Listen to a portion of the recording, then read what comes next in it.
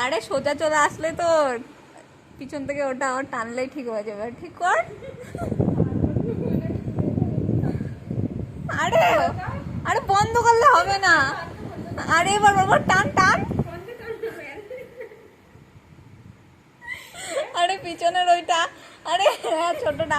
আরে যখন সোজা হবে তখন একটা ফ্যানের সুইচ ঠিক মতো চালাতে পারে না আমার বোন। টান টান। ফ্যানটা টেস্টিং করে দেখা হচ্ছে যে খুলে বেরিয়ে আসে।